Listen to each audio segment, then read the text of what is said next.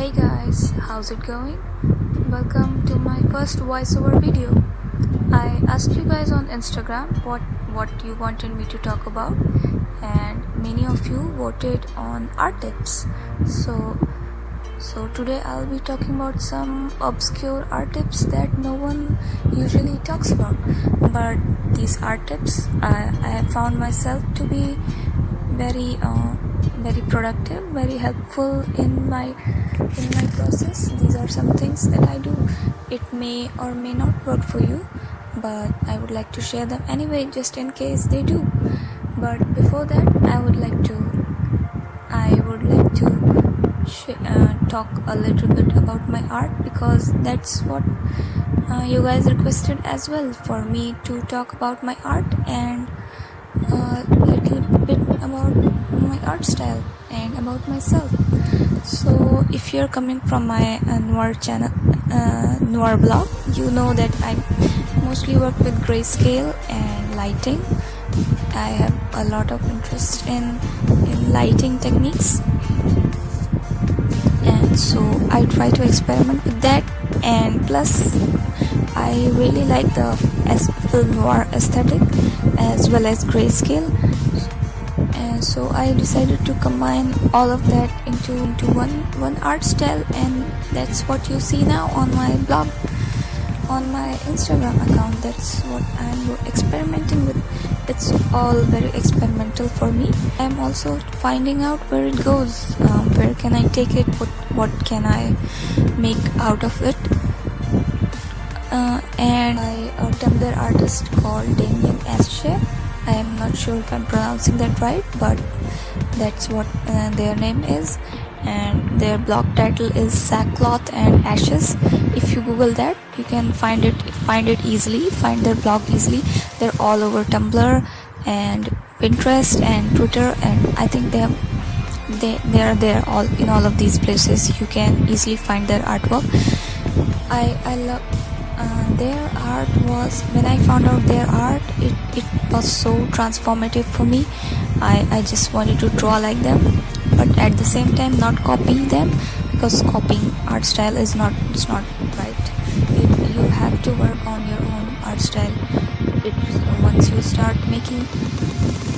start drawing and paying attention to tutorials and other things, once you practice regularly, your own art style will come out of it. You don't have to worry about it. You don't have to force your art style. It just develops on its own. You have to be patient with that, and copying art style is not a good way. It's just not a good thing to do. That way you cannot be unique, and you cannot truly find your art style. So I was inspired by this artist, and I decided to work some elements that I like, and plus that inspiration, and turn this into a new art style of my own. Before that, I think my art style was all over the place. Sometimes I like limited palettes, sometimes I like grayscale, sometimes I like sketches. If you go on my main account, you can see all of these experimental stuff that I have done. You can follow my whatever experiment I was doing. You can follow my artistic journey there. There's a lot of random stuff on it. And my Noir blog is more coordinated. It has just one single style, and it's all grayscale, and it's more coordinated and aesthetic looking. So currently I have decided to stick with this art style and see where it goes.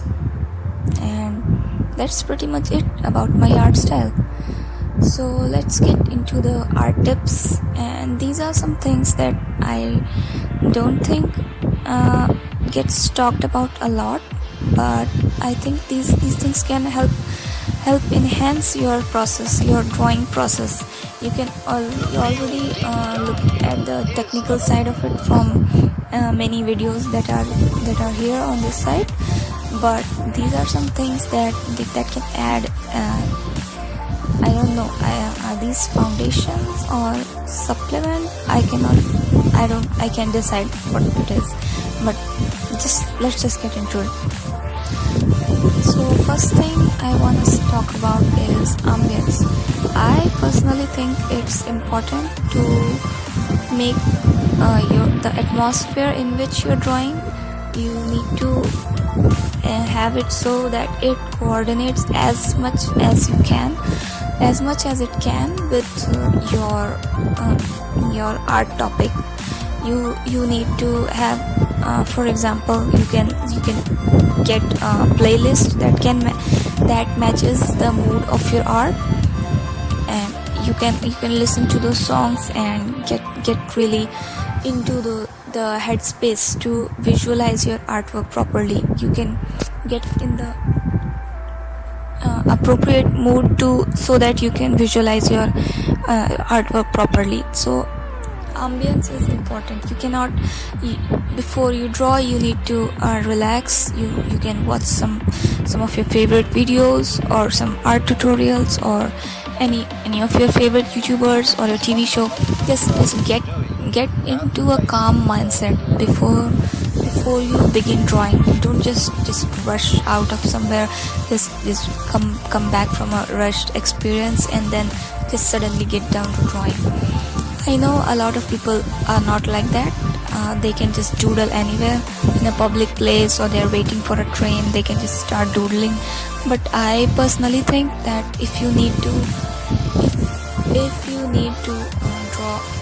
draw a proper artwork, I personally find it that if you set the atmosphere right, the artwork will turn out better, because you will be able to focus properly.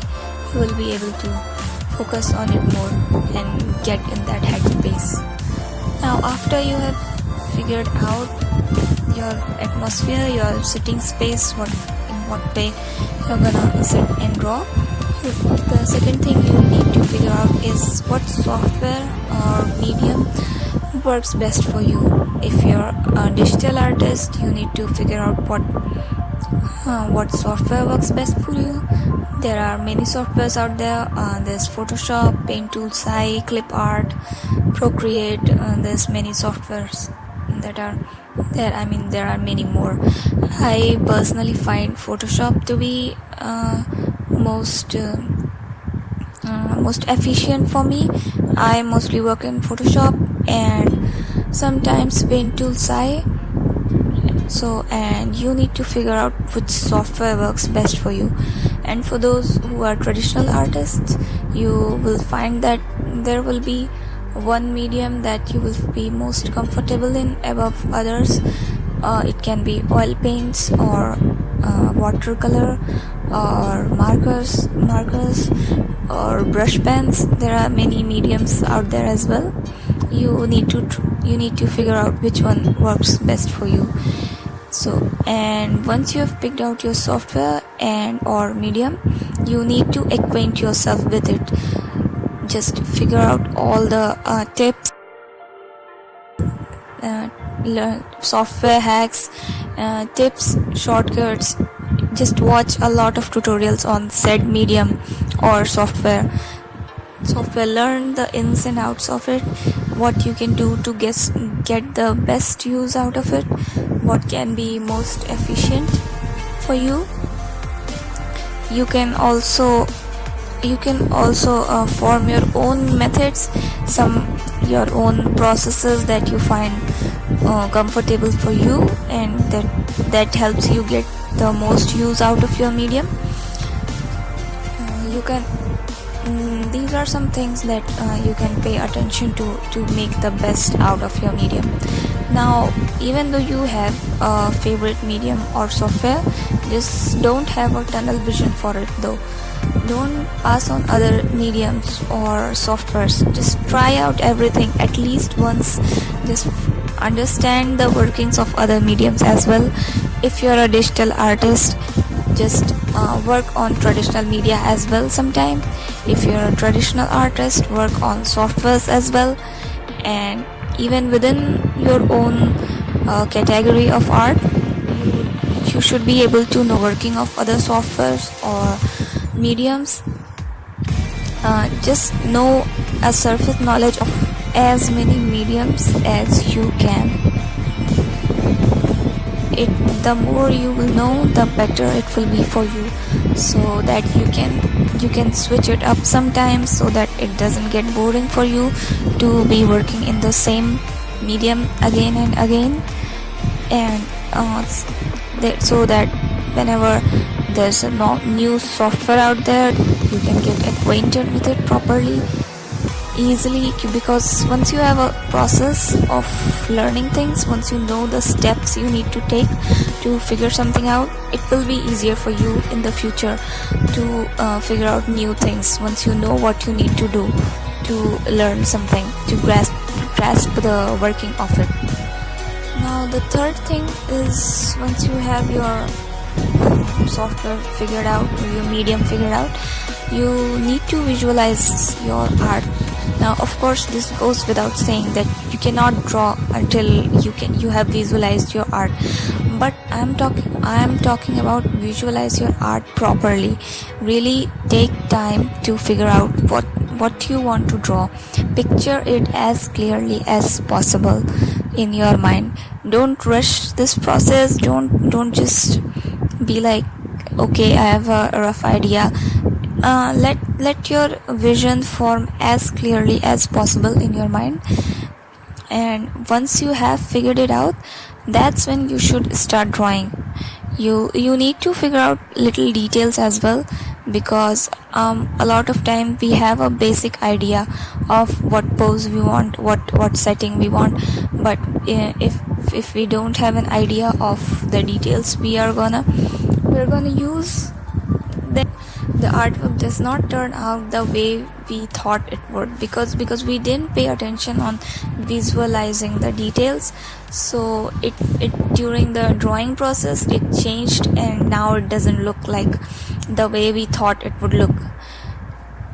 So it's important to visualize every single detail. You can, even after you have begun drawing, sometimes you can stop and visualize a detail. Like for example, if you're drawing a chair and you don't know what kind of details it's gonna have, what kind of couch or chair, what type of chair it's gonna be, you can stop drawing and visualize it properly. You visualize just that chair and the details on it, the design on it, and once you have figured that out, then you can proceed. Then you can go ahead and draw that thing. And once you have completed that, just move over to the next element. Picture that properly, picture that, and picture the details of said element and draw it, and then you can repeat the process. You can picture things in parts, element by element. You focus on that part of your vision, and put it on your canvas. That way your end product will be as close as possible to the thing that you imagined. Now this might be tough for people with aphantasia. If you don't know what aphantasia is, it is an inability to visualize things in your mind. If you want to know more about it, I will link a video in the description. It's really described in detail in that video. That's where I found out about it in the first place. So for people who are suffering with this aphantasia, you can rely on Pinterest and Google. I personally find Pinterest to be better than Google. You can look up references and whatever matches the closest to what you want your artwork to be. You can just get inspired with that. Do not copy it exactly. You can get inspired with that. And for things to for such results to show up as accurate as possible, you will need to figure out which keywords work the best. You need to go with the some trial and error in this process. you need to look upwards, and whatever works best for you, you can note it down and you can use it later. That this word gives the best, that this keyword gives the best result. You can just note it down and make a collection of such keywords. That's how you can get the best references. Now the fourth thing is look at your artwork with a fresh mind. Once you begin drawing, if you find out that your artwork is too complicated to be completed in one sitting, you don't have to make sure that it gets done at once. You can put it down, you can put it away, and you can sleep on it. You can just go away from your setting, and then you can come back and look at it. And once you will come back and look at it, you will find that if, after looking at it with a fresh mind, you can find certain faults that you were overlooking previously. Because if you're looking at it something for a long time, you get used to it. Your mind starts ignoring a lot of the things. Your mind just goes over it in a vague manner, and this is why a lot of the mistakes that are evident, you can miss out on. So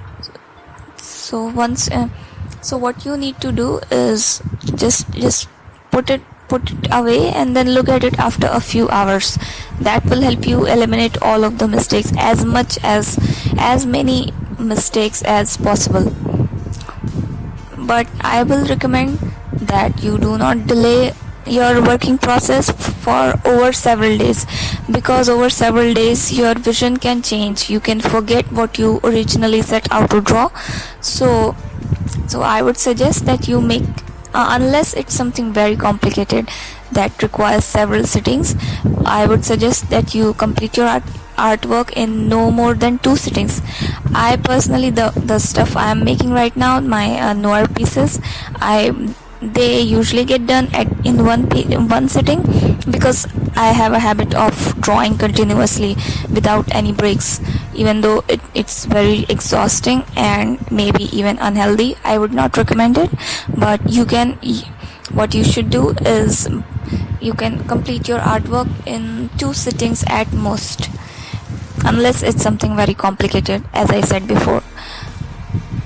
Now once your artwork is done, your artwork is done, you have saved it, and if it's your traditional medium, you just put it away. You can get it framed, whatever. Now especially for digital artists, once you have completed your artwork, you should use it as your wallpaper on your devices. That is your iPads, your desktops, your mobile phones, whatever have you. Just put it on your wallpaper. So in this way you can stare at it. As long as you're using your device, you can constantly look at it and figure out if you missed anything, if you have made any mistakes. If you found any mistakes, you should just open up your software and immediately fix it. Don't postpone it, don't procrastinate on it. Don't be like, I've noticed this and this, and I'm gonna change this later once I open.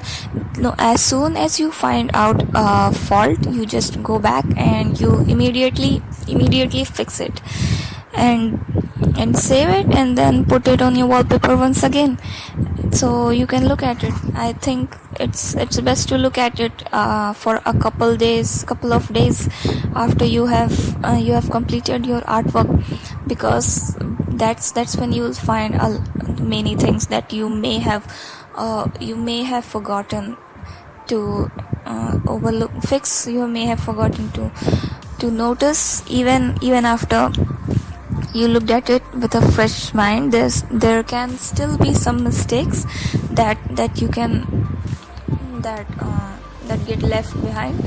This process will be another screening process for your artwork to be eliminated of any mistakes. Now, to fix these mistakes, also keep in mind what is it that went wrong. Was it a proportion or a lighting issue or a shading issue? Just remember it and try not to repeat it in future. Just remember what went wrong so that in future you can be careful about it. So these are some tips that I find works best for me. These are some things that I personally use. Now they may or may not work for you, but if you want to try it, please go ahead and let me know if it worked. What was your experience with these tips? Please let me know. Anything you want to say, please put it in the comment below. And you can follow me, you can talk to me on any other social media as well, on Twitter or on Instagram. All the links will be in the description. Please check them out if you want. And thanks for watching my video. Bye.